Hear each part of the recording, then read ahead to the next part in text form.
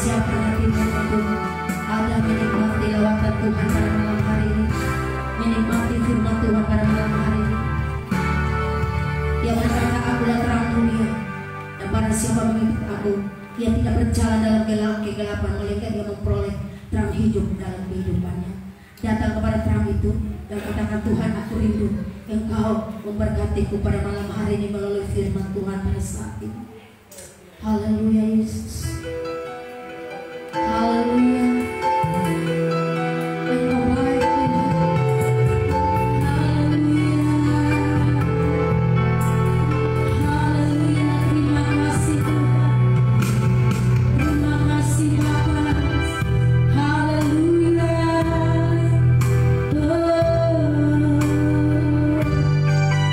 Terima kasih Tuhan. Kita angkat pujian. Firman-Mu cari manusia. Dia di antara kita.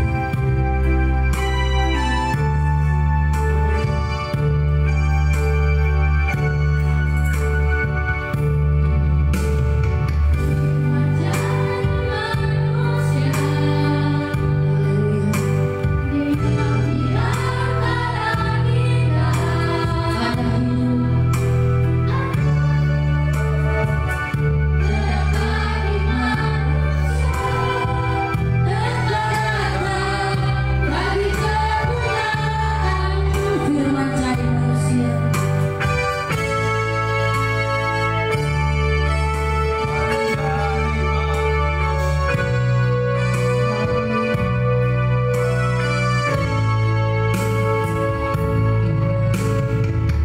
Mencari manusia.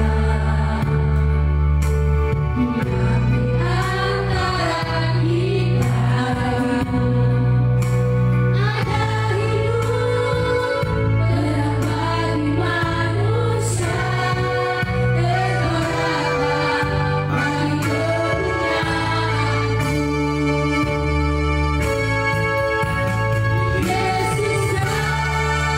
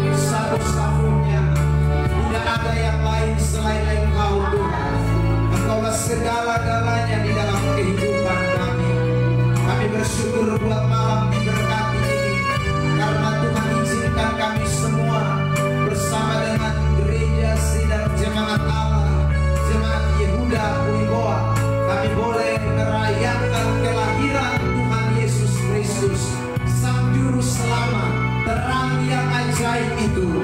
Kami bersyukur Tuhan, dan biarlah malam perayaan ini menjadi malam hadirat Tuhan di tempat ini, lawatan Tuhan di tempat ini, dan biarlah Roh Kudus bekerja di tempat ini. Nama-Mu ditinggikan, dipuji, dipermuliakan. Kami semua yang Tuhan sudah bawa, biarlah Tuhan dapati setiap pribadi lepas pribadi. Tuhan berkenan berkati kami dengan setiap bagian pemberitaan firman Allah yang sebentar akan diseberangkan buat kami. Terima kasih Tuhan, bicaralah, hati kami sungguh telah siap, dan biarlah kami semua diberkati malam hari ini. Dalam nama Tuhan Yesus Kristus kami sudah berdoa mengucap syukur, dan kami siap dengar firman Tuhan. Semua yang rindu kebenaran sama-sama dengan saya kita berkata amin. Puji Tuhan, silakan duduk. Bapak Ibu Saudara, Shalom. Sekali lagi Shalom. Selamat Natal buat kita semua yang hadir malam hari ini.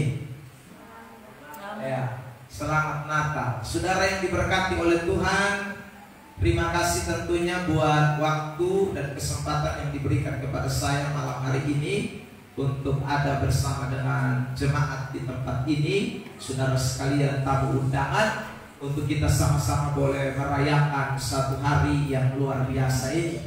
Kita semua sepakat bahwa Natal tahun ini tidak sama seperti Natal di tahun-tahun sebelumnya. Maksudnya apa? Kita semua sepakat. Maksudnya adalah kita tahu bahwa dalam perayaan di tahun 2020 ini tidak sehebat atau semeriah di tahun 2019 dan 2018 ke belakang.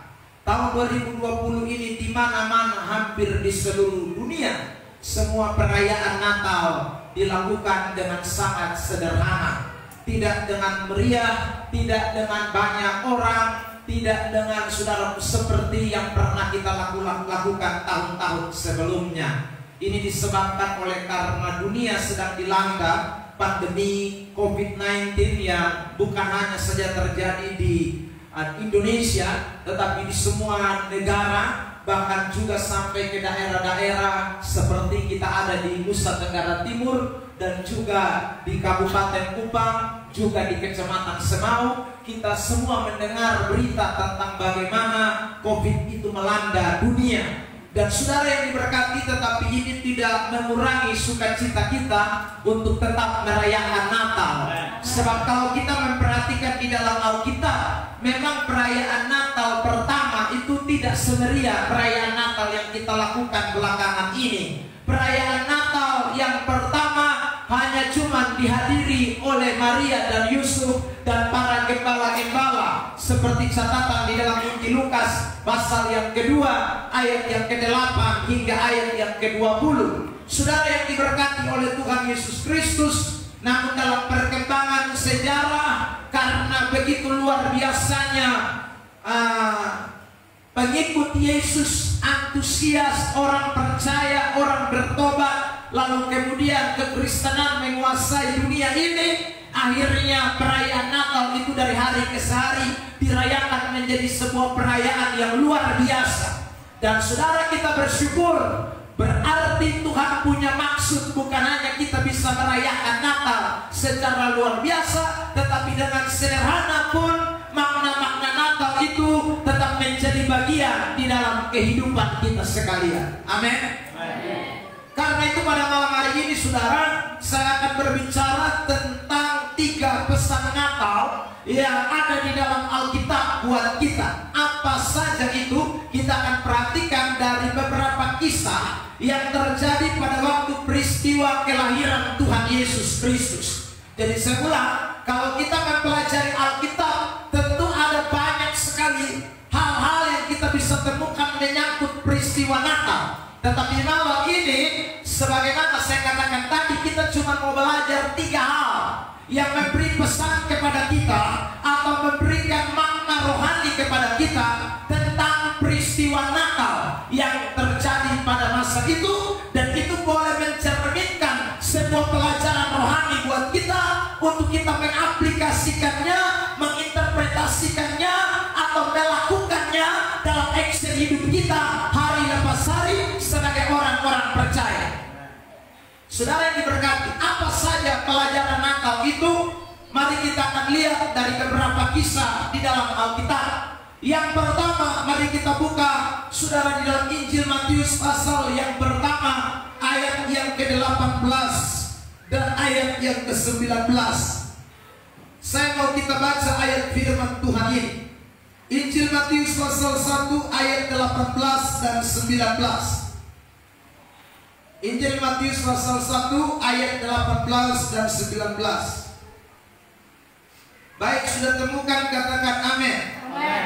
Mari kita baca dalam hitungan ketiga. 1, 2, 3. Kelahiran Yesus Kristus adalah seperti berikut. Pada waktu Maria ibunya bertunangan dengan Yusuf, ternyata ia mengandung dari Roh Kudus sebelum mereka hidup sebagai suami istri.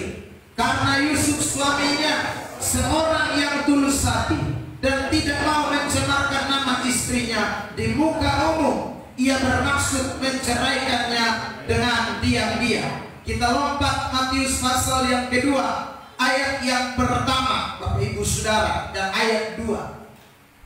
Matius kedua, ayat pertama dan ayat yang kedua. Mari kita baca.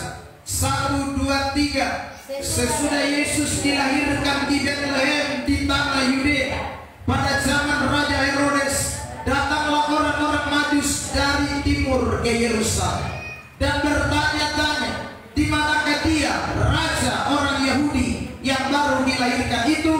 Kami telah melihat bintangnya di timur dan kami datang untuk menyembah dia. Lukas pasal yang kedua. Mari kita lihat Bapak Ibu Saudara di ayat yang ke-14. Lukas pasal yang kedua, ayat yang ke-14 hingga ayat yang ke-16. 3 ayat kita baca bersama-sama. 1, 2, 3. Kemuliaan bagi Allah di tempat yang maha tinggi, dan damai sejahtera di bumi di antara manusia yang berkenan kepadanya. Setelah malaikat-malaikat itu meninggalkan mereka dan kembali ke surga, gembala-gembala itu berkata seorang kepada yang lain, marilah kita pergi ke Bethlehem untuk melihat apa yang terjadi di sana, seperti yang diberitahukan Tuhan kepada kita. Lalu mereka cepat-cepat berangkat dan menjumpai Maria dan Yusuf dan bayi itu yang sedang berbaring di dalam palungan. Saudara yang diberkati oleh Tuhan, kita menemukan ada 3 kisah, tetapi 3 kisah ini memberikan satu makna. Saya bahas satu persatu.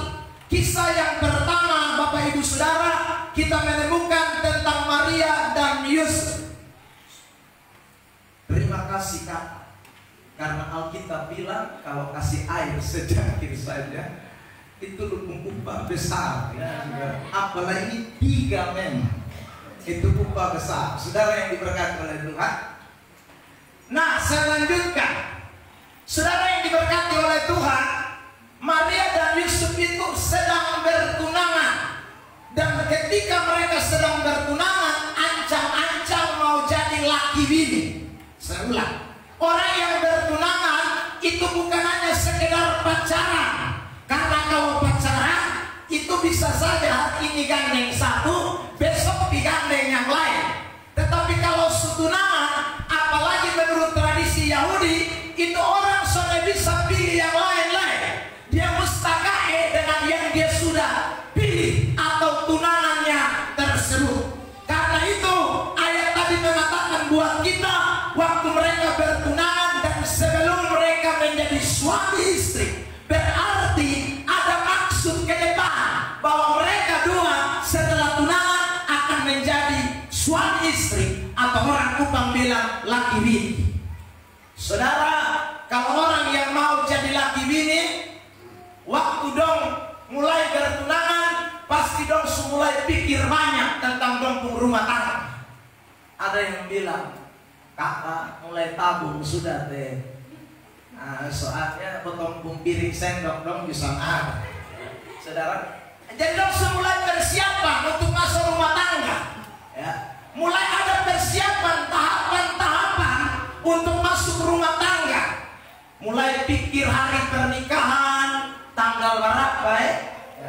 Ada yang bilang mau tuh pas kelahiran Tuhan Yesus 25 Desember itu baru beta nikah ya saudara. Ada yang bilang beta mau tuh tanggal 2 bulan 2 2022 kan gitu kan saudara ya, jadi kalau saudara rencana 2022 ingat tanggal 2 bulan 2 2022 enak gitu saudara. Jadi ini sudah ada planning. Tapi saudara yang diberkati, Alkitab tadi bilang tiba-tiba ini perempuan hamil, ini perempuan bunting.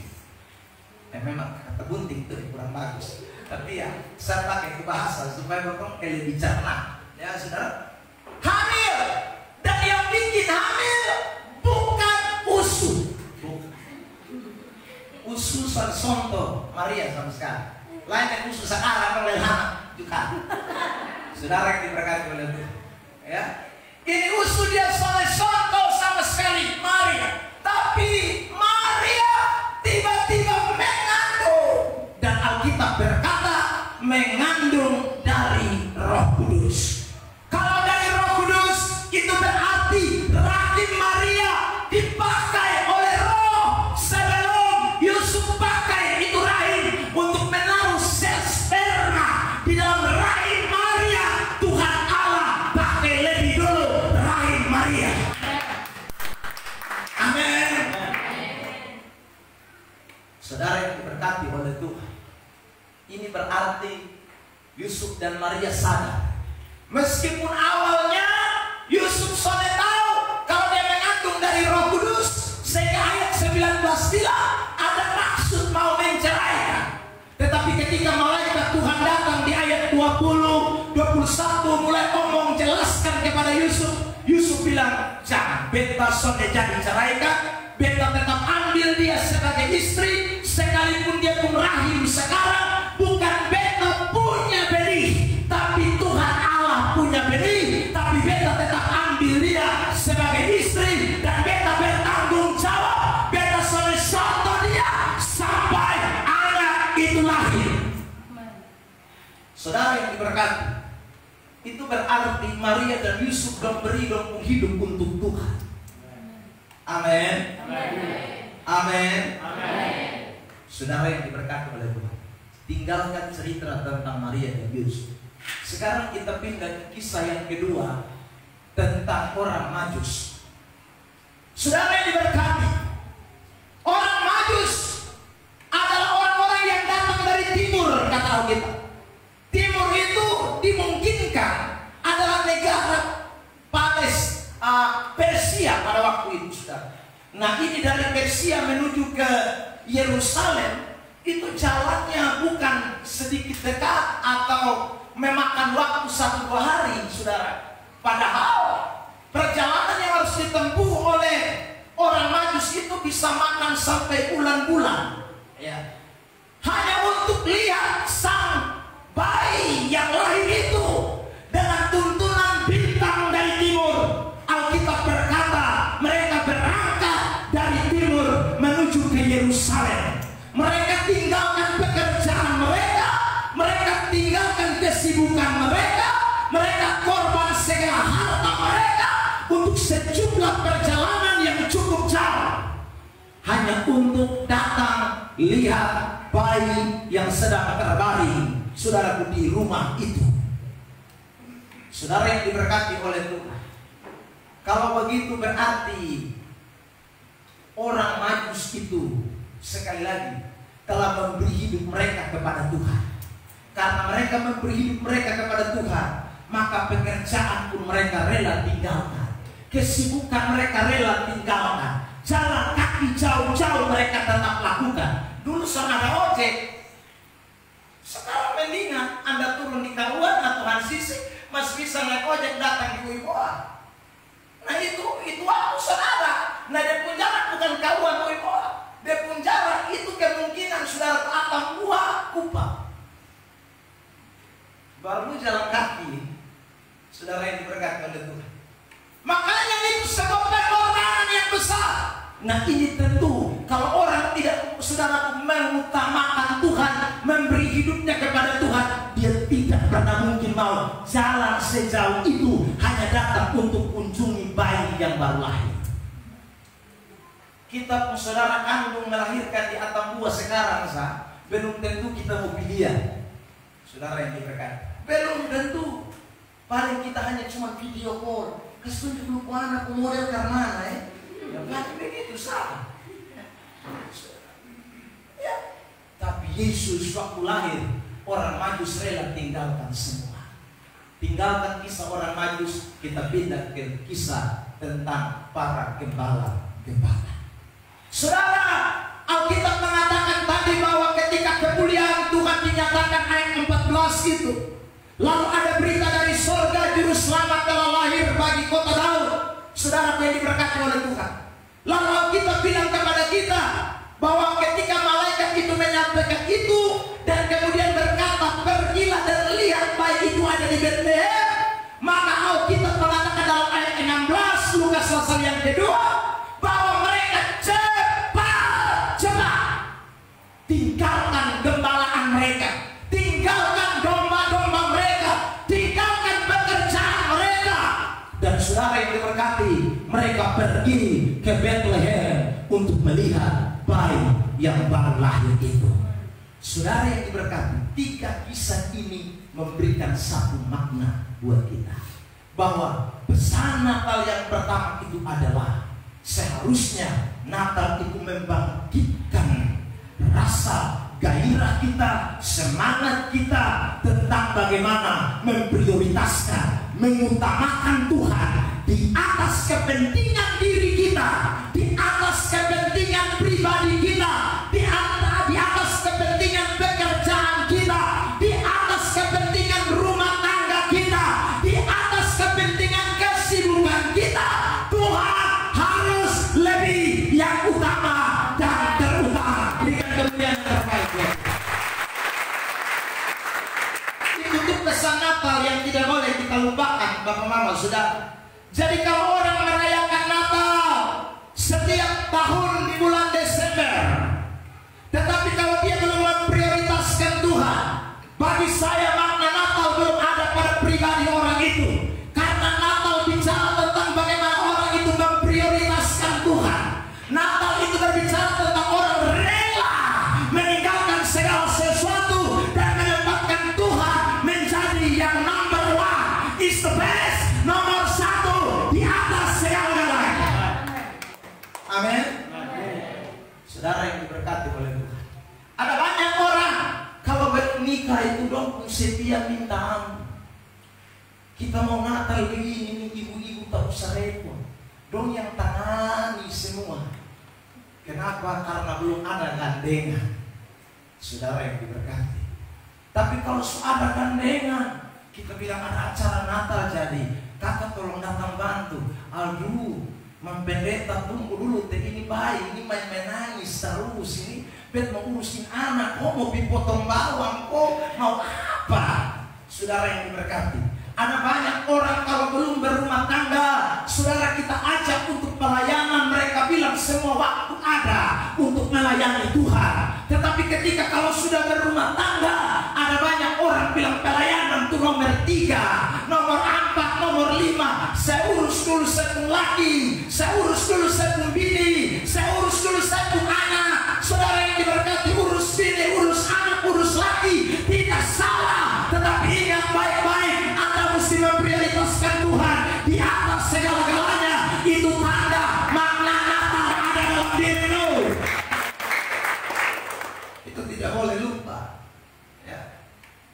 Kalau belum nikah, dia baca Kejadian sampai Wahyu tiap hari. Tapi kalau sudah nikah, Kejadian dan Wahyu dia lupakan. Tiap hari hanya urus Facebook saja. Saudara, ingat, Tuhan harus lebih utama di dalam hidup kita. Itu tanda Natal.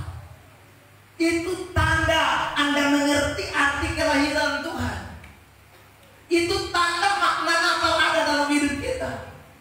Ada orang kalau belum ada pekerjaan, pergumulan siang malam, hampir-hampir dia mau tidur di gereja.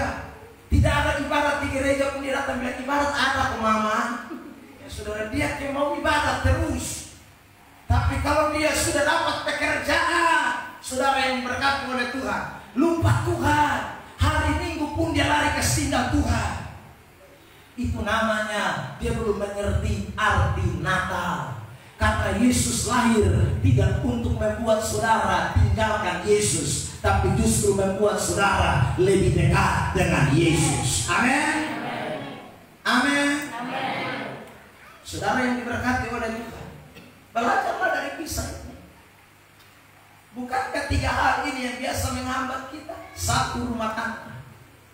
Saudara. Yang kedua, pekerjaan dan kesibukan kita. Yang ketiga, apa yang biasa menghambat kita, saudara yang diberkati oleh Tuhan? Tanggung jawab yang sekuler, yang sifatnya sementara, itu banyak kali menghambat kita untuk kita, saudara, dapat setia kepada Tuhan. Saudara yang diberkati oleh Tuhan, kalau orang maju sedang kerja untuk dukung diri, tapi kalau para gembala kerja bukan untuk dukung diri, karena domba-domba yang mereka gembalakan itu bukan domba mereka punya, orang lain punya.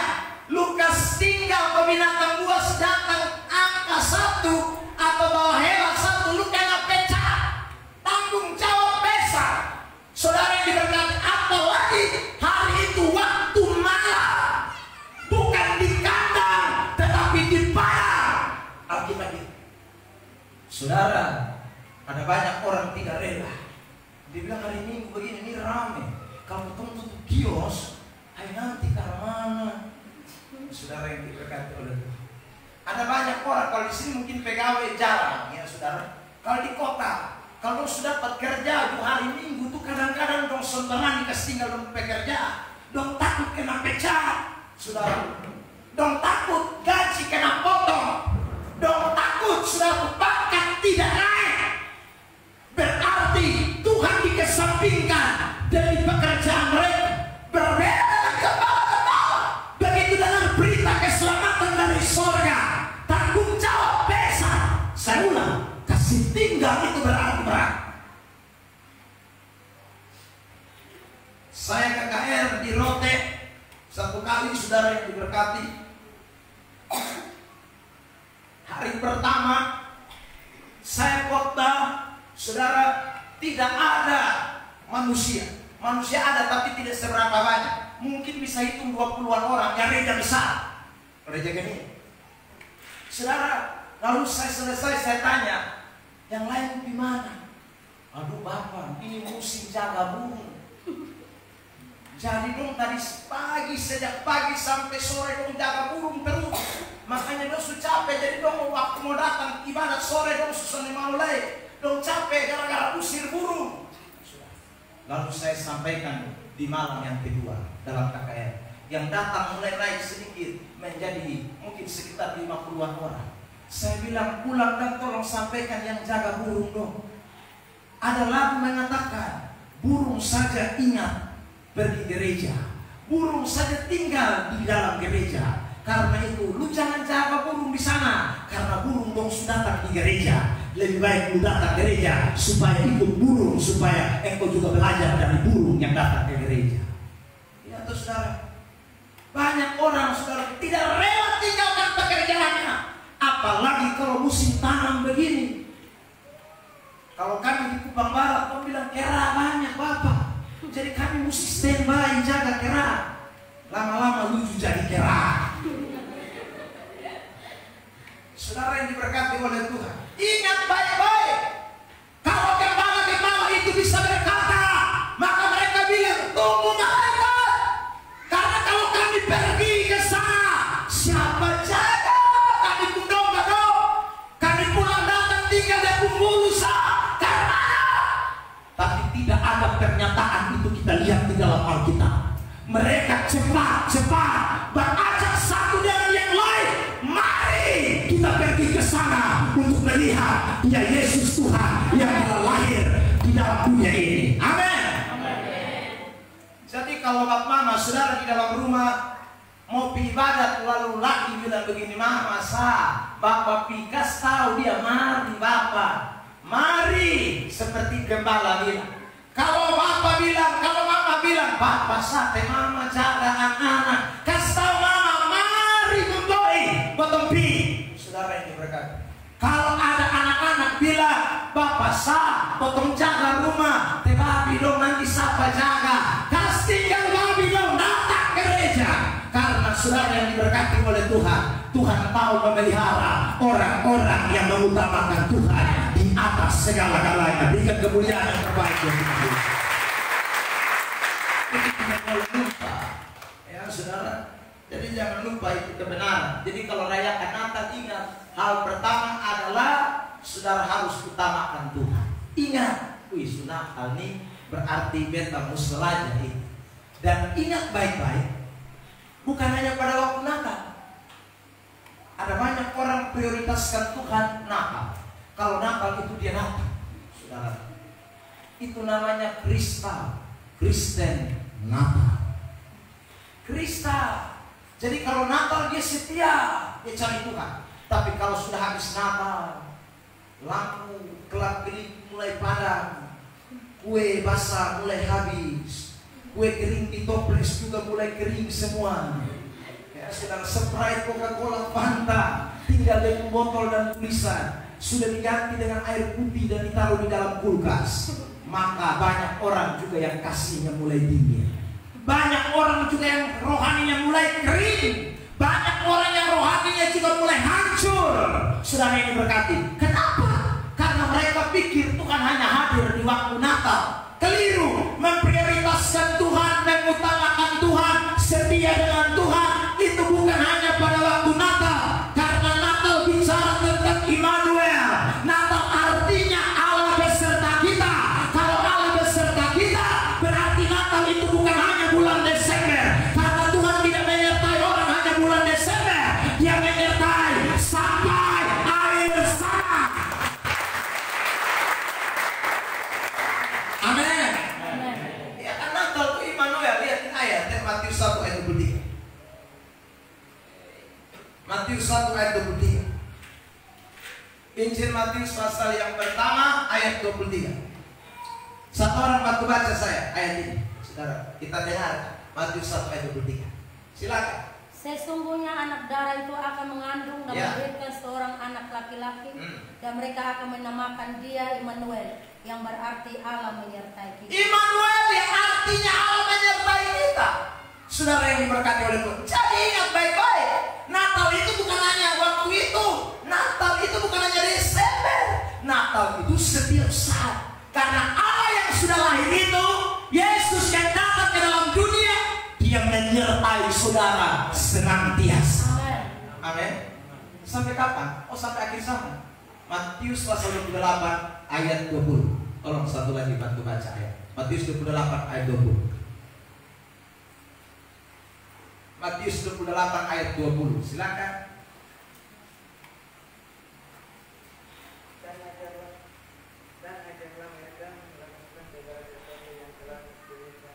Ya. Aku menyertai kamu sampai akhir zaman.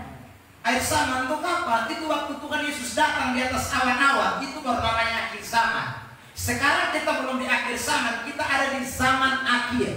Zaman akhir dengan akhir zaman itu beda, saudara. Akhir zaman itu nanti waktu Yesus datang, itu akhir zaman. Jadi kalau Yesus belum datang di atas awan-awan seperti yang dia katakan di dalam kisah pasal yang pertama, kamu akan melihat seperti aku waktu naik, demikian juga nanti aku datang. Kamu akan lihat seperti semua mata akan melihat. Saudara yang diberkati oleh Tuhan. Nah, sebelum masa itu, maka kita belum sampai kepada akhir zaman. Itu berarti Tuhan masih sertai kita terus. Kalau Tuhan sudah datang, itu berarti selesai, sudah penyertaan Tuhan.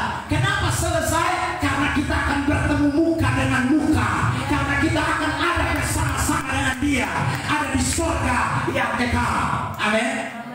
Tapi selama di dunia ini kita mesti disertai Tuhan. Karena itu saudara yang diberkati oleh Tuhan Yesus Kristus, tanda kita disertai Tuhan. Wah, di mana saja kita tahu bahwa Tuhan ada dalam kita hati. Tuhan ada dalam kita hidup, bukan hanya waktu Natal. Berarti kau harus terus ada di dalam Tuhan, ada terus setia, ada terus melakukan kehendak Tuhan, ada terus beribadah. Itu yang Tuhan katakan. Makanya pesan Alkitab kan jelas soal ibadah. Dikatakan begini, mari Ibrani pasal yang ke-10 ayat 25. Minta satu orang bantu baca. Ibrani 10 ayat 25. Kitab Ibrani pasal 10 ayat 25. Janganlah kita menjauhkan diri dari pertemuan-pertemuan ibadah kita. Janganlah kita menjauhkan diri dari pertemuan-pertemuan ibadah kita. Kalau kata pertemuan saja itu berarti tunggal. Tapi kalau pertemuan-pertemuan itu berarti lebih dari satu. Berarti kita tidak boleh menjauhkan diri dari semua pertemuan ibadah. Ibadah hari Minggu, ibadat hari Rabu, ibadat hari Jumat, ibadat apa saja, kita sebenarnya tidak boleh menjauhkan diri. Apalagi kalau saudara kita jauhkan diri dari semua ibadat, hanya ibadat Natal saja baru kita hadir. Tidak ada di dalam Alkitab mengatakan, saudara, ibadatlah karena hari itu adalah hari Natal. Setelah hari Natal liburlah, karena nanti Paskah lagi baru kita ketemu. Itu hukum ayat sendiri. Sudah diberkati oleh Tuhan. Karena itu ingatlah baik-baik, prioritaskan Tuhan itu terus-menerus. Terus-menerus taat, setia, lakukan kehendak Tuhan, ibadah, mengasihi Tuhan. Itu bukan hanya satu kali, bukan hanya pada waktu Natal, terus-menerus. Karena alasan jelas, dia Immanuel. Allah yang menyertai kita bukan hanya Natal saja. Saudara diberkati. Sebab kalau Allah hanya menyertai Anda di Natal, saya yakin di bulan Maret waktu COVID pertama kali muncul di NTT, Anda sudah nomor 1 duluan. Masuk ruang isolasi, bahkan dikubur di Fatupoa.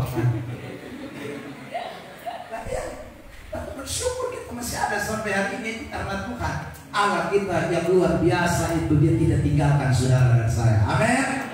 Amin. Amin. Bilang samping kiri kanan, Natal artinya utamakan Tuhan. Bilang sekali lagi, Natal artinya utamakan Tuhan.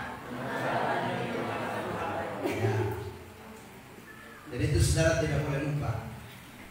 Yang kedua, apa makna Natal? Saudara, mari kita lihat di dalam Injil Matius pasal yang kedua tadi. Saudara yang diberkati oleh Tuhan, saya mau baca beberapa ayat. Matius pasal yang kedua, terlebih dulu ayat yang ke-16. Saya bacakan firman Tuhan. Ketika Herodes tahu bahwa ia telah diperdayakan oleh orang-orang Majus itu, ia sangat marah. Lalu ia menyuruh membunuh semua anak di Bethlehem dan sekitarnya, yaitu anak-anak yang berumur 2 tahun ke bawah, sesuai dengan waktu yang dapat diketahuinya dari orang-orang Majus itu. Saudara yang diberkati, ayat 13 sampai dengan ayat yang ke-15. Mari kita baca sama-sama dalam hitungan yang ketiga. 1, 2, 3. Setelah orang-orang Majus itu berangkat, nampaklah malaikat Tuhan kepada Yusuf dalam mimpi dan berkata, bangunlah, ambillah anak itu serta ibunya, larilah ke Mesir dan tinggallah di sana sampai aku berfirman kepadamu, karena Herodes akan mencari anak itu untuk membunuh dia. Ayat 14. Maka Yusuf pun bangunlah, diambilnya anak itu serta ibunya malam itu juga, lalu menyingkir ke Mesir dan tinggal di sana hingga Herodes mati. Hal itu terjadi supaya genaplah yang difirmankan Tuhan oleh Nabi, dari Mesir kupanggil anakku. Saudara lihat, kelahiran Yesus itu membawa ujian berat. Kelahiran Yesus itu mulai menandakan manusia diperhadapkan dengan tantangan. Orang Majus datang jauh-jauh, saudara. Herodes panggil dia. Kalau kita baca ayat sebelumnya, Herodes pura-pura menyelidiki. Bahkan Herodes pun mau membunuh orang-orang Majus. Gagal membunuh orang-orang Majus, Herodes mau bunuh anak yang baru lahir itu. Karena itu Alkitab tadi kita baca bahwa malaikat datang kasih tahu Yusuf dalam mimpi supaya mereka menyingkir ke Mesir.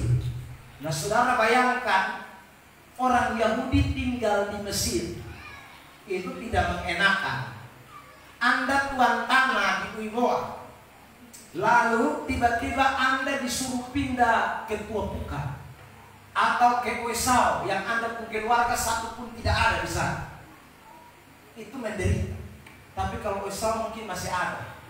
Anda dipindahkan ke Pulau Kera. Saudara yang diberkati oleh Tuhan, wah itu menderita. Jadi saudara yang diberkati oleh Tuhan, Yusuf sudah rela kasih dia punya istri, punya rahim. Ya, orang Majus sudah rela tinggalkan pekerjaan, persembahan emas lagi, kemenyan lagi, mur lagi, itu persembahan yang mahal, bukan persembahan murahan. Saudara, orang-orang gembala-gembala itu mereka juga sudah taat perintah Tuhan, tapi resikonya berat semua. Ada banyak orang Kristen ikut Tuhan maunya ke jalan tol. Ingat, ikut Tuhan tuh sama kayak potong jalan dari Kabuan sampai ke sini. Itu ikut Tuhan. Tadi kami di pick up turun bilang aduh ke potong sakit. Itu ikut Tuhan. Amin. Ikut Tuhan tuh ada yang begitu. Amin. Bilang samping kiri kanan, jangan terlalu harap aspal cepat datang. Saudara yang diberkati oleh Tuhan. Saudara, ada banyak kali kita hidup ini kita mau cepat aspal supaya tidak ada kesulitan, tidak ada tantangan. Itu Anda tidak jadi orang Kristen yang baik. Lahir sebagai orang Kristen itu lahir dalam masalah. Amin. Bilang samping kiri, ikut Tuhan itu ikut masalah. Sudah berani ngomong. Bilang dong, 1, 2, 3, bilang sampai kiri kan, ikut Tuhan itu ikut masalah. Oh, saudara ikut Tuhan itu ikut masalah. Saya mau tanya saudara, di mana saudara baca Alkitab? Awal orang ikut Tuhan itu ikut enak. Soalnya ikut semua susah minta ampun. Saudara yang diberkati, ikut Tuhan itu ikut masalah. Saudara diberkati. Jadi kalau kita tahu Natal, kita rayakan Natal, kita harus siap. Mulai hadapi penderitaan, hadapi ujian, hadapi cobaan, harus siap. Karena itu makna Natal. Begitu Yesus lahir, masalah mulai terjadi. Dan itu masalah sore habis. Yesus mulai masalah, Yesus mulai nampak umur 12 tahun, saudara, mulai masalah lain dengan orang Farisi. 30 tahun masalah tambah berat. 33 tahun puncaknya jadi satu. Saudara yang diberkati oleh Tuhan. Jadi kalau ada orang bilang, saya ikut Tuhan sebegini lama nih kok tidak tambah enak kok tambah parah ya. Saudara, kita bersyukur. Itu adalah bagian yang Tuhan izinkan dalam hidup. Itu tanda kita mengerti arti Natal. Saudara yang diberkati, saya sampaikan, makanya tidak boleh doa usir masalah. Ada orang kalau doa ini masalah dia usir sampai ngeri-ngeri. Dalam nama Yesus kami usir, kami tangkis darah Yesus, darah Yesus. Ada ayat di mana dalam Alkitab yang mengatakan usirlah masalah. Yang ada tuh usir setan, bukan usir masalah. Usir setan. Dalam nama Yesus usir setan itu ada, tapi usir masalah tidak ada. Saudara yang diberkati, karena memang orang Kristen mesti alami masalah. Dari mana kita tahu? Coba baca ayatnya. Buka 1 Korintus 10 ayat 13. Ayat tema buat kita. Tapi selama malam ini kita baca jemaat Tuhan. 1 Korintus 10 ayat 13. 1 Korintus 10 ayat 13. Dalam hitungan ketiga sama-sama kita baca. 1 Korintus 10 13. 1, 2, 3. Pencobaan yang sampai situ saja. Pencobaan yang apa? Kamu alami. 1, 2, 3. Kamu Kamu Alami. bilang samping kiri kanan alami. Itu ayat bilang jelas. Pencobaan bukan begini ya. Pencobaan yang mungkin kamu alami tidak ada. Kalau ada mungkin itu berarti kemungkinan kita tidak mengalami masalah. Tapi itu jelas pencobaan yang kamu alami. Selesai. Kata kamu alami itu berarti pasti terjadi. Tidak bisa tidak. Saudara. Jadi saudara mau tolak karena pun saudara pasti alami. Saudara mau tolak bagaimanapun pasti alami. Saya ingat, saya sekolah Alkitab saudara yang diberkati tahun 2000 ya. Pas kerusuhan di Ambon. Saudara yang diberkati oleh Tuhan. Kerusuhan di Ambon, jadi kami di Malang, kami saudara pergumulan di sana, kami doa di sana. Dan saya punya teman dari Ambon itu saking dia jengkel, dia doa begini saudara. Tuhan, kalau memang tentara-tentara tidak mampu angkat senjata, kami berdoa dari tempat ini Tuhan. Pakailah senjatamu dari surga, tembak mereka satu-satu, bunuh mereka, hancurkan mereka. Tuhan tolong, bom mereka. Bila perlu pakai granat Tuhan dalam nama Yesus. Ini sudah lihat. Kadang-kadang jadi orang Kristen ini kita sama ngerti. Jadi kami doa sama kami suka tahu selalu.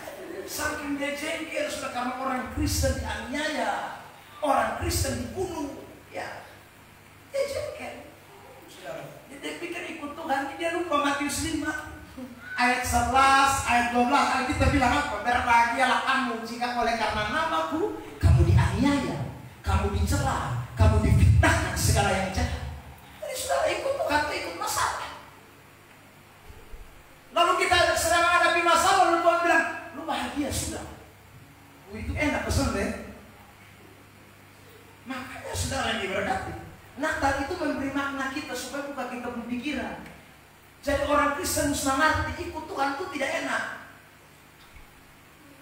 Satu ibu menghadapi masalah bertahun-tahun. Saudara yang diberkati, masalah bertahun-tahun lagi di gereja setiap minggu waktu ibadah. Saudara, habis ibadah Bapak Gembala selalu bicara. Saudara yang diberkati, ingat bahwa memang kalau kita mau menuju ke surga itu jalannya berliku-liku, sepi dan berbatu-batu. Wih, mau tuh terima banget. Mau kau bilang gue kolektif tiap minggu taruh di mana? Kau jalan soal aspal. Saudara ini berkati dia pikir makanya uang kolektif bisa bayar supaya Tuhan bikin jalan mulus. Soalnya bisa. Lu mau bayar perpuluhan terus, lu mau setia ibadah terus, sekali lagi masalah tetap ada. Amin. Amin. Ini saudara ingat itu jadi orang Kristen. Tapi saudara jangan lupa bahwa waktu kita mengalami persoalan, Tuhan janji Dia tidak meninggalkan kita seorang diri. Amin. Itu yang namanya Immanuel, Allah beserta kita. Waktu kita menghadapi masalah, Dia tidak biarkan kita menghadapi masalah itu sendiri. Dia ada bersama-sama dengan engkau. Berarti engkau menghadapi masalah, Dia pun turut merasakan masalahmu. Amin. Amin. Amin. Makanya tadi ayat yang mengatakan 1 Korintus 10 ayat 13, waktu kamu dicoba, Dia tidak memberikan pencobaan itu melebihi kekuatan. Tapi waktu kamu dicoba, Dia akan memberikan jalan keluar supaya kamu dapat menanggungnya. Amin. Amin. Itu maksudnya tidak boleh lupakan. Ya. Jadi kalau Tuhan izinkan saudara alami sakit, ingat Tuhan yang izinkan itu, Tuhan itu ada bersama dengan engkau. Engkau tidak sakit sendirian. Saudara yang diberkati, kalau Tuhan izinkan engkau menghadapi masalah di tengah-tengah pekerjaanmu, ekonomimu, rumah tanggamu, pelayananmu, Tuhan tidak biarkan engkau menghadapi sendiri. Dia ada bersamamu ketika engkau sedang menghadapi ujian. Amin. Saudara tidak boleh lupakan. Sehingga kita tidak boleh berkata ini Tuhan berat Tuhan. Kalau saudara rasa berat, saudara tidak pernah mengalami yang namanya Immanuel. Karena Immanuel itu artinya Allah beserta kita. Ini tema nasional. Jadi kalau saudara alami COVID tahun ini, Tuhan juga ada bersama dengan engkau. Amin. Ada orang saya dengar doanya, Tuhan di mana engkau Tuhan? Di mana Tuhan? Di mana? Di mana kuasa-Mu Tuhan? Kok COVID kami tidak lihat berhenti, obat tidak tahu muncul. Tuhan, kapan kematian terjadi terus? Tuhan, di mana engkau? Di mana engkau? Kalau saya Tuhan, saya jawab, saya di sini. Saudara, kita kadang-kadang tanya bodoh-bodoh. Sorry. Ini orang Kristen yang bodoh. Tuhan kan seorang ulang-ulang, aku Immanuel, Allah beserta kamu. Kok masih tanya aku di mana? Kamu di mana? Kamu di situlah. Saudara yang diberkati oleh Tuhan. Jadi saudara tidak usah takut. Tuhan itu ada bersama dengan kita.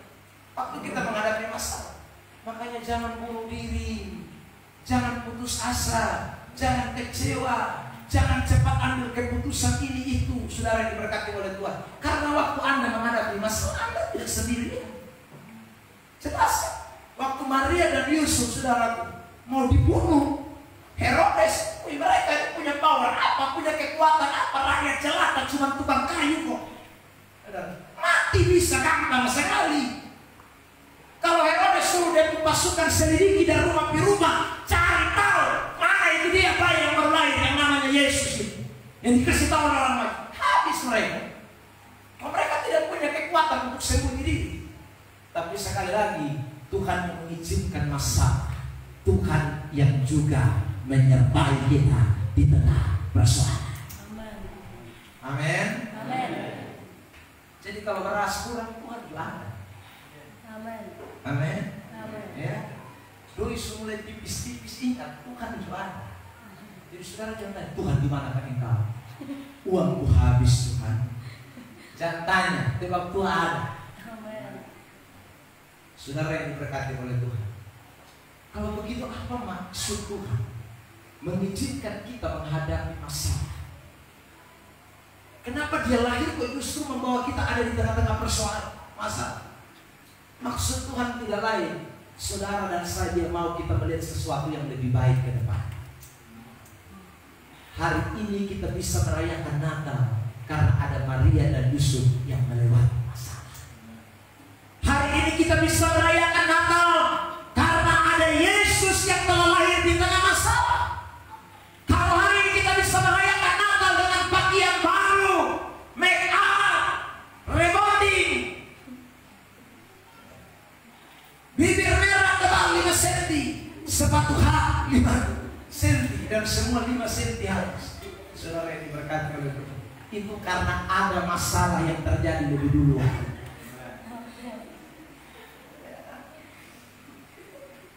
Jadi saudara jangan pikir Natal itu enak. Ya, Yesus lahir di mana? Saya tanya, Yesus lahir di mana? Di mana Yesus lahir? Di mana? Di Bethlehem. Bethlehem itu di mana tempatnya? Di Yerusalem. Ya, di Yerusalem itu tempatnya persis di mana? Di kandang. Bukan di rumah sakit umum atau rumah sakit bersalin. Tidak ada.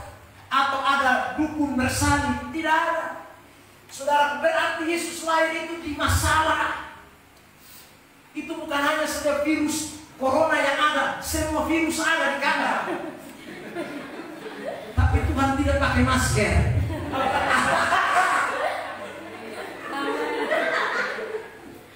Saya tidak ajar dan pakai masker, tetap pakai.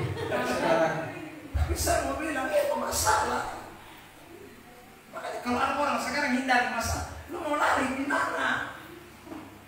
Yesus salah masalah memang. Sampai suntik sendiri. Sampai ada kirim ini pisau steril memotong dengan pusat. Dia juga ada pusat loh. Sampai ada dipotong. Bayangkan saudara. Ada pisau silet di mana? Sontak mengkali waktu angka batu, pusuk angka batu tajam. Dipotong buah. Mau angkat kain-kain senada. Angkat itu kain yang ada di palu Saudara, itu bukan kain baik, kain kapan, kain bukan kain kapan. Kain apa dia nama? Lampin pintar. Lampin itu saudara itu bungkus bayi domba, bukan bayi manusia. Kalau domba lahir kan bungkus pakai lampin. Saya tanya, kalau Anda anjing di rumah lahir, saya mau tanya, ada yang beli baju di suka-suka? Aku datang beli di Bapak Gembala, tolong, aku anjing lahir, jadi aku mau. Otak sendiri, botol diangkat kain lah, datang mau bungkusan dia. Saudara yang diberkati oleh Tuhan, saya ada. Ya. Kain lampin ini kain kotor. Jadi saudara bisa bayangkan itu mana tuh? Bisa-bisa ya step memang itu saat. Kita punya sekarang yang steril saat. Tiba-tiba dia lain yang lain semua steril. Nah ini Yesus lahir di tengah masalah. Karena itu jangan jadi orang Kristen anti masalah.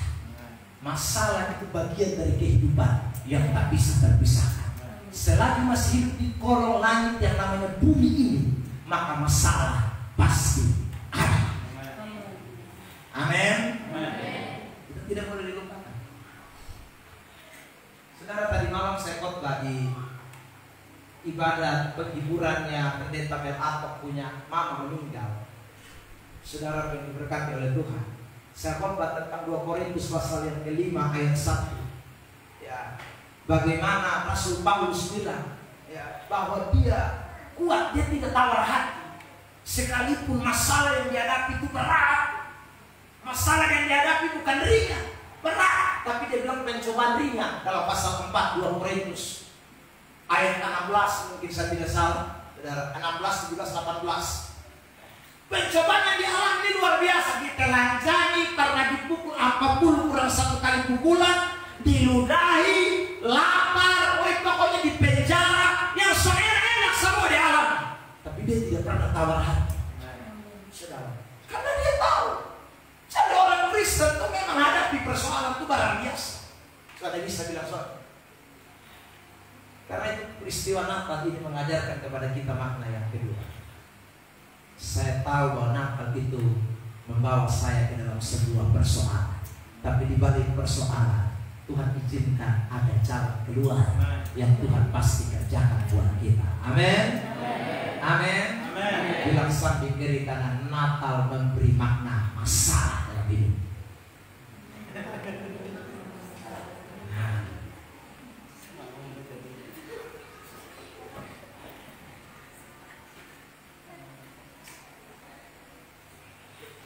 Satu anak Tuhan,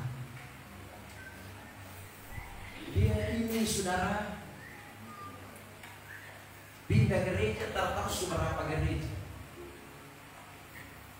Ternyata dia pindah gereja ini karena dia tidak mau ada masalah.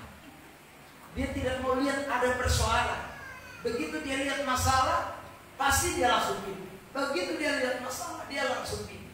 Saudara, dia sekitar dia pindah mungkin sekitar 10-11 gereja. Dan satu hari, saudara, dia sudah capek, pindah, dia sudah capek. Dia datang satu gereja, dia ketemukan di situ ada masalah. Dia pindah gereja lain, di situ ada masalah. Saudara, lalu kemudian dia ketemu seorang bijak. Orang bijak itu berkata, memberikan solusi kepada dia. Dia cerita, tidak ada gereja di dunia yang sempurna. Saya sudah ambil keputusan lebih baik saya jadi ateis. Saya tidak beribadat lagi. Saya pergi ke gereja situ sama. Yang di situ dia punya gembala baik, macam istri. Yang di situ dia punya gembala baik suami istri, macam majelis. Yang di situ pokoknya semua tidak baik habis di rumah. Yang terakhir dia bilang di situ semua baik. Itu gereja semua baik, tetapi yang sudah baik satu apa? Di WC terlalu jauh. Jadi tetap saja tidak baik di rumah gereja. Sudah lihat, kalau kita selalu lihat yang tidak baik itu menjadi persoalan, jadi masalah semua. Tidak ada yang jadi beres, karena di dunia ini tidak ada yang sempurna. orang bijak. Orang bijak itu bilang begini, besok kalau kamu mau pergi ke gereja lain lagi, ingat, waktu kamu pergi ke gereja itu, sebelum kamu ibadah, kamu ambil air di satu gelas, lalu kemudian kamu lihat saja kepada air itu. Keliling itu gereja. Awal kamu keliling pertama, langkahmu pelan-pelan. Kedua agak cepat. Ketiga lebih cepat lagi. Tapi fokusmu harus ke air, karena air di gelas itu tidak boleh tumpah. Lalu dia lakukan. Kalau sampai tumpah berarti kamu gagal. Dan betul dia pergi. Lalu dia fokus dengan air di gelas. Dia jalan keliling ikuti kata orang bijak itu. Selesai itu sudah datang, dia bilang, lihat air tetap utuh. Saya sudah keliling di gereja. Apa maksud kamu bicara ini? Nah, lalu orang bijak itu berkata begini, kalau kamu mau pergi ibadah, fokuskanlah pandanganmu hanya kepada Tuhan. Jangan kepada siapapun. Karena kalau kamu fokus kepada siapapun, seperti tadi kamu pegang air.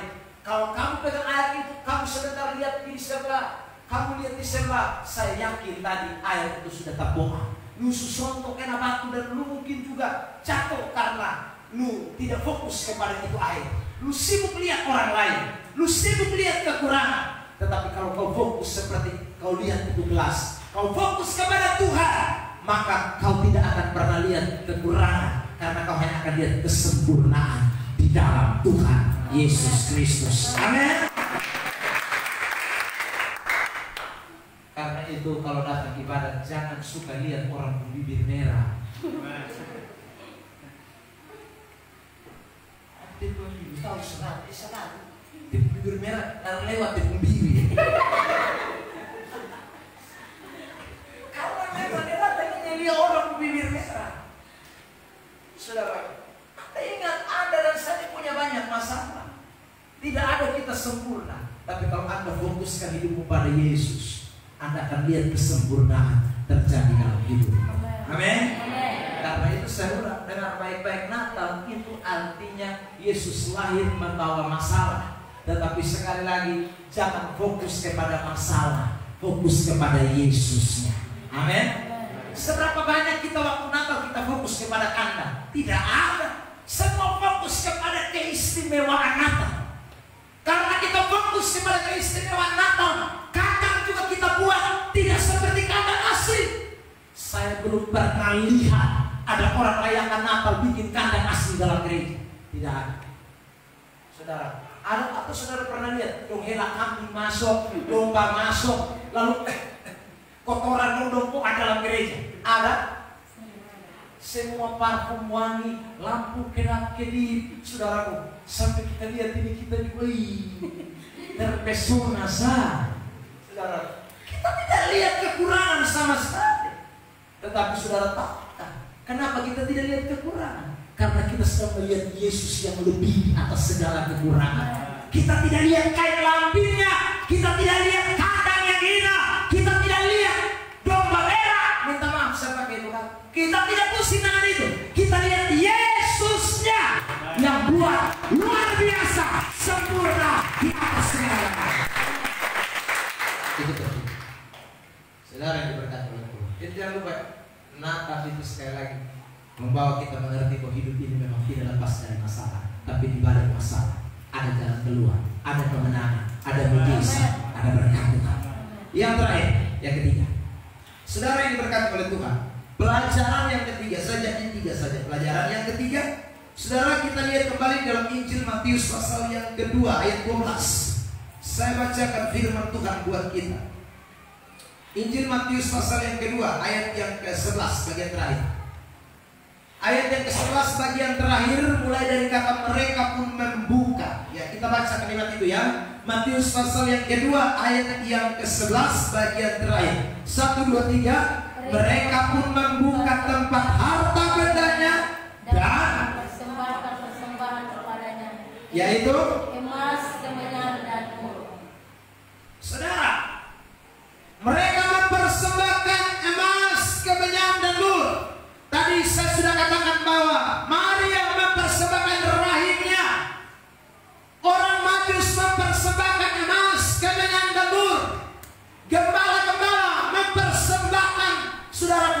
semua waktu mereka di dalam menggembalakan domba. Semuanya persembahan yang diberikan adalah persembahan terbaik. Saudara dibedah. Apa makna terbaik itu? Pertanyaan. Makna terbaik itu bukan dilihat dari jumlah. Makna terbaik itu tidak dilihat dari nilai. Makna terbaik itu selalu dinilai daripada perkenanan Tuhan. Saya ulang. Terbaik atau tidak terbaiknya sebuah persembahan itu dilihat bukan dari sisi jumlah dan nilai, tapi dilihat dari sisi perkenanan Tuhan. Kain dan Habel mempersembahkan korban bersama-sama. Tetapi Alkitab bilang persembahan Habel diterima, persembahan Kain ditolak. Persembahan Habel lebih berkenan, persembahan Kain tidak berkenan. Saudara yang diberkati oleh Tuhan. Orang-orang Farisi datang persembahkan korban sama-sama dengan janda miskin yang mempersembahkan 2 peser 1 duri. Tapi Tuhan bilang yang berkenan adalah 2 peser 1 duri. Bukan jumlah, bukan nilai, tetapi soal perkenanan. Amin. Amin. Saudara yang diberkati. Dan kalau kita baca Matius, kita baca tentang kisah orang Majus, kita baca tentang kisah Yusuf dan Maria, kita baca tentang kisah gembala-gembala. Mereka tiga-tiga punya persembahan, kelompok 3 ini adalah persembahan yang berkenan kepada Tuhan. Dan persembahan yang berkenan kepada Tuhan itu dikarenakan persoalan hati. Persoalan hati. Jadi nilai perkenanan itu dinilai karena dari hati saudara. Kalau hati saudara tidak beres, nilai persembahan saudara itu walaupun jumlahnya besar, jadi tidak berkenan. Tapi kalau hatimu beres, nilainya dari kacamata manusia itu kecil, tetapi itu akan menjadi persembahan yang berkenan kepada Tuhan. Amin. Tadi Alkitab bilang Maria dan Yusuf itu hatinya tulus.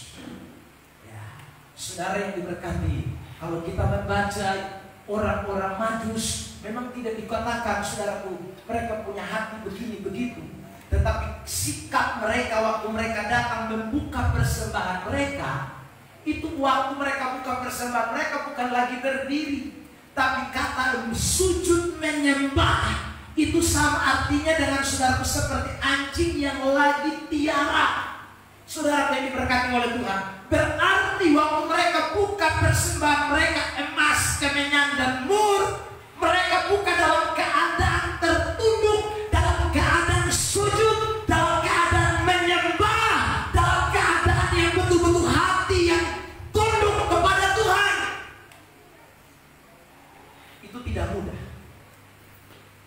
Kalau saya bawa uang 1.000 rupiah mungkin. Tapi kalau saya bawa emas, saudara 5 kilo. Biasanya kan begitu. Orang kalau kolekte 1.000, dia ramas. Dia pucat minta ampun pun. Tapi kalau 100.000, dia kasih tunjuk begini. Kalau 1.000, dia malu yang nanti disebelah lihat. Saudara, tapi beda dengan orang Majus. Mereka bawa emas, tapi mereka menyembah. Seolah-olah emas mereka tidak ada arti. Di hadapan Tuhan, emas pun tidak ada nilai. Di hadapan Tuhan, harta kita mau miliaran, jutaan, hebat apapun di hadapan Tuhan, tidak ada nilai. Karena itu persembahan yang benar itu adalah persembahan yang hati kita betul-betul rendah, tulus, ikhlas, sukarela, tidak ada karena sesuatu apapun. Itu baru namanya persembahan yang berkenan kepada Tuhan. Amin. Jadi kalau ada orang susuman di gereja, baru dia diomong di semua. Usah tahu itu mic yang baru. Kenapa? Itu beta. Beta gaji pertama, beta lihat mic kemana di gereja juga beli kasih itu gereja. Jadi cuma itu dia punya. Hanya merek Samsung, tapi itu sebenarnya beta yang beli. Seolah-olah mau ganti merek jadi dia punya Anthony. Seolah-olah orang tahu ini Anthony yang kasih. Saudara yang diberkati oleh Tuhan, ingat baik-baik bahwa kita memberi persembahan itu bukan karena nilainya, tetapi soal perkenanan. Cari perkenanan Tuhan. Jadi kalau saudara lakukan apapun, cari perkenanan Tuhan, bukan cari perkenanan manusia, bukan untuk dipuji manusia. Natal bicara tentang persembahan yang berkenan, dan persembahan yang berkenan itu dinilai bukan dari apa yang kita beri, tapi dari hati yang memberi. Itu yang akan membuat persembahan Anda berkenan kepada Tuhan. Amin. Paulus pernah berkata begini dalam kitab Galatia pasal 1 ayat 10. Mari tolong bantu baca ayat itu. Kitab Galatia pasal 1 ayat 10.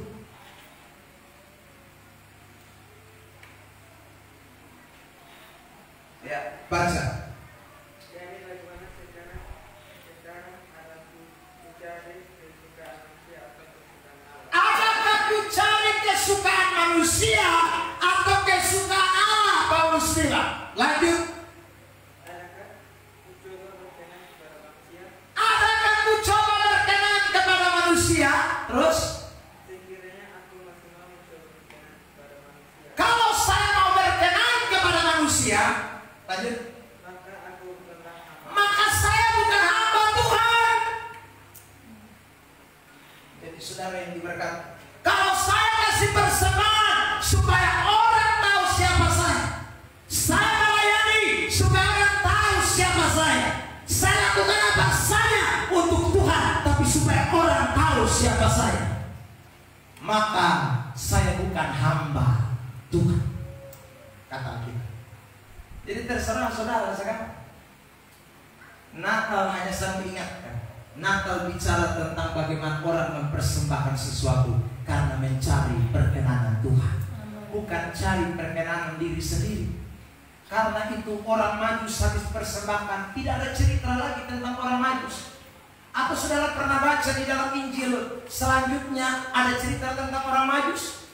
Tidak ada. Di Kisah Rasul ada cerita orang Majus? Tidak ada. Surat Roma ada cerita orang Majus? Tidak ada. Dia mencerita hanya di Matius pasal 2 ayat 1 ayat sampai ayat 12.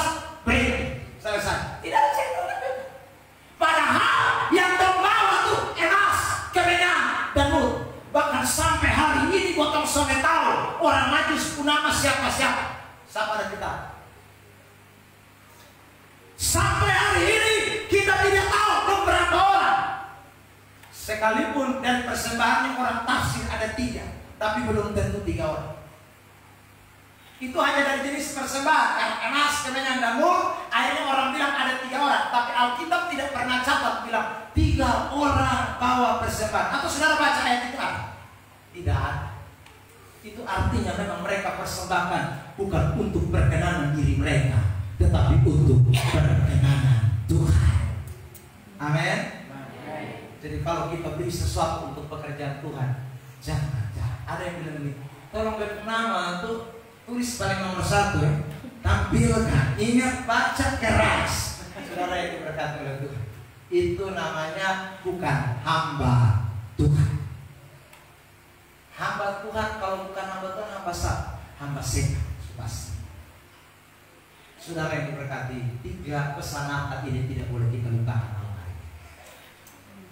Natal memberi arti 1, ingat baik-baik bahwa kita harus utamakan Tuhan di atas segala-galanya. 2, Natal memberi arti kepada kita bahwa memang hidup di dunia ikut Yesus, ikut Tuhan ada masalah. Tapi meskipun ada masalah, ada jalan keluar. Karena waktu kita hadapi masalah, kita ada bersama dengan Tuhan. Yang ketiga, saudara yang diberkati oleh Tuhan, ingat Natal memberi makna tentang persembahan yang berkenan kepada Tuhan. Itu bukan dilihat dari jumlah, dari nilai, tetapi dilihat dari sisi hati kita. Karena Tuhan tidak menilai orang dari luar, tapi Tuhan menilai orang dari dalam hatinya. 3 pesan Natal buat GSJ Yehuda Purboa. Ini kiranya boleh menjadi berkat buat kita, untuk kita menjadi orang-orang Kristen yang semakin luar biasa untuk kemuliaan dan kebesaran bagi nama Tuhan. Amin. Amin. Amin. Sama-sama katakan dengan saya, ada 3 pesan Natal. Ada 3 pesan Natal. Saudara buka tangannya begini, saya minta buka tangan. Ya, sama-sama buka tangan. Ya. Lalu kemudian bilang begini, 1. Nanti 1 mesti masuk ya, saudara. 1. Natal artinya apa tadi? Ya, ulang. 1, 2, 3. Natal artinya mengutamakan Tuhan. Ya, 2. Natal artinya apa tadi? Ikut Tuhan banyak masalah. 1, 2, 3. Natal artinya ikut Tuhan banyak masalah. Tetapi apa ada? Ada keluar, ada mujizat, ada pertolongan Tuhan. Sama-sama. Makna Natal yang ketiga adalah apa? Ya, persembahan yang berkenan. 1, 2, 3. Makna Natal adalah persembahan yang berkenan kepada Tuhan. Bilang sama-sama, bukan dari jumlah. Bukan dari jumlah. Tapi dari apa? Dari apa? Hati yang tulus, hati yang berkenan. Tutup sama-sama. Kasih masuk bisa. Bawa pulang jadi kado Natal buat saudara dari saya. Haleluya.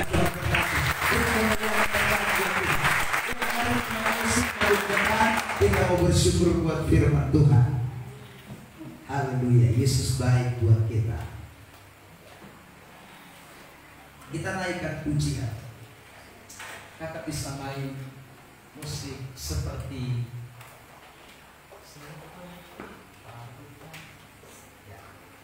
saudara yang tahu lagu ini. Saya rasa lagu sudah cukup benar. Kita naikkan pujian ini sama-sama.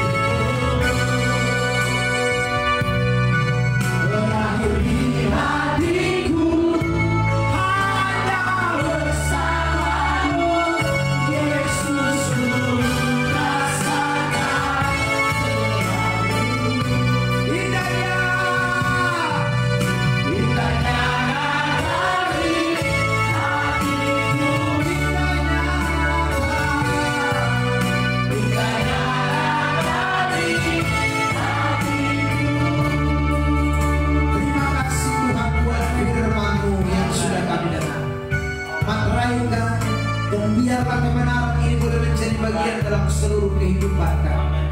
Biar kami bukan jadi Kristen Natal, Kristen yang menolak apa yang Tuhan izinkan terjadi dalam hidup kami, Kristen yang tidak paham tentang penyertaan Tuhan. Tuhan, tolong kami semua malam hari ini pulang dengan semua pengertian yang baru. Tuhan, tolong kami semua untuk pulang dengan berkat Natal yang khusus ini. Dan kami boleh menjadi orang-orang percaya, anak-anak Tuhan yang luar biasa bagi hormat dan kemuliaan bagi nama Tuhan. Terima kasih Tuhan, hamba sudah berhenti bicara atas nama umat ini. Tapi hamba yakin Tuhan bahwa Tuhan tidak akan pernah berhenti terus menggerakkan kata-kata firman, sehingga kami akan menjadi pelaku-pelaku firman dan bukan hanya menjadi pendengar saja.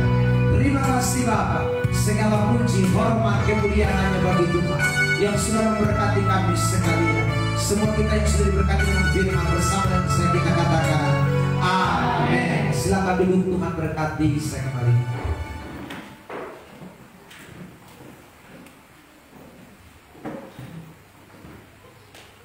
Puji Tuhan, kami saudara diberkati oleh firman Tuhan. Amin. Mari berikan tepuk tangan buat Tuhan. 4 menit untuk kita menyaksikan drama singkat yang diketaskan oleh anak-anak pemuda di tempat ini. Waktu dan kesempatan saya berikan. Drama singkat dengan tema Kristus lahir membawa damai di hatiku. Natal telah tiba, setiap hati diselimuti suasana haru. Pohon Natal dengan pernak-pernik yang cantik, lampu berwarna-warni yang nyalanya kerap-kerip. Sandok keluarga menanti dengan hati gembira, wajah-wajah bercahaya penuh sukacita, menyambut dengan senyuman manis, pelukan hangat dan kecupan sayang. Inilah sukacita yang luar biasa, tetapi apakah sukacita Natal seperti ini dialami oleh semua orang? Mari kita menyaksikan. Natal setiba, tapi kenapa beta sudah merasakan damai Natal? Kenapa beta harus merasakan begini Tuhan? Kenapa beta harus begini Tuhan? Beta suami sudah meninggal, beta harus berjuang sendiri. Beta harus berjuang, beta sanggup Tuhan. Beta sanggup jalan ini semua diri sendiri Tuhan. Beta tahu harus lakukan apa supaya bisa dapat uang untuk kasih makan kedua anak-anak. Belum lagi bayar uang sekolah Tuhan. Beta sanggup Tuhan. Anak-anak belum makan minum. Anak kurang ajar, orang tuamu semua dengar. Emosi sekali. Kita beli dong setengah mampu sekali. Baru pakai empat sampai 4 su. Besar mah, su besar jadi. Orang tuamu semua dengar. Keadaan begini ini bikin beta sudah tidak menangkap sedikit. Aduh Ibu, tolong kau jangan marah-marah dong. Beta dia ada banyak masalah. Kalau Ibu mau marah-marah di luar sana, sah. Ibu, ini bukan lu untuk kaju toh. Sampai sah. Itu semua lucu. Emosi karena beta anak-anak dong. Aduh, ini bakal gimana nih? Dari tadi beta telepon di ruang kawan terus. Tadi bapak sibuk kerja, sibuk apa nih? Semua dekat nanti sibuk terus. Nanti pulang baru marah-marah kalau besok masak. Tapi kapan baru ada waktu buat keluarga? Julia saya bapak, kalau sampai sibuk karena hal lain, dia akan bikin kacau. Besok sampai Juli Natal atau apa? Besok ada lebih Natal karena Natal bertahan begini terus. Natal telah tiba, tetapi seringkali kecemasan hidup, kemarahan, kejengkelan dan sakit hati membuat kita tidak mengalami sukacita Natal. Kita rayakan Natal setiap tahun, sementara masalah selalu datang silih berganti tak menentu waktu. Apakah suasana Natal yang meriah dapat mengubah suasana hati yang resah dan gelisah?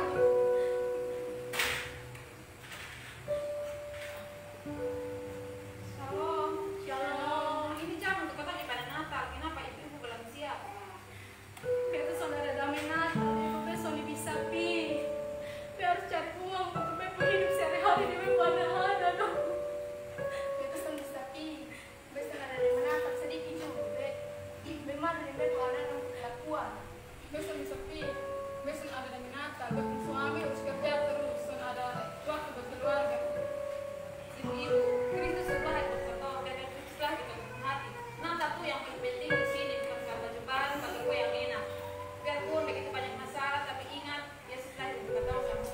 Amin.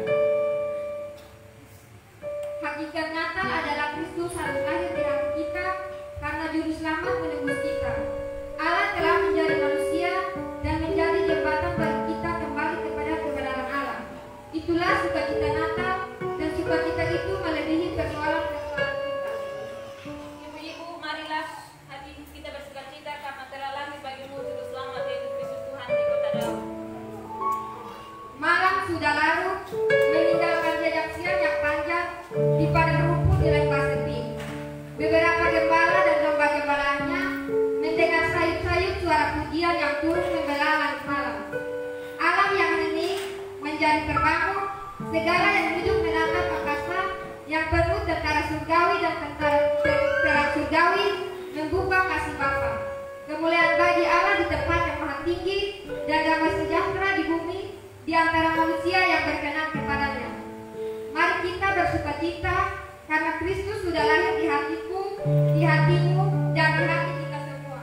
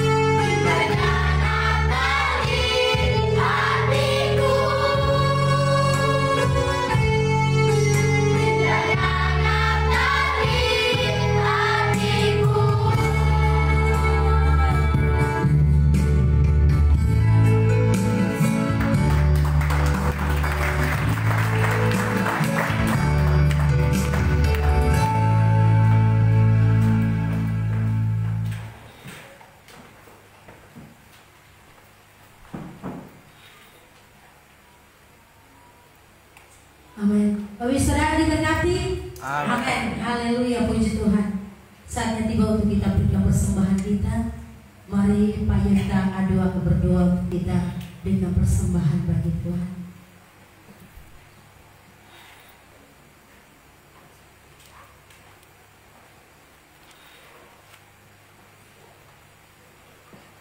Mari kita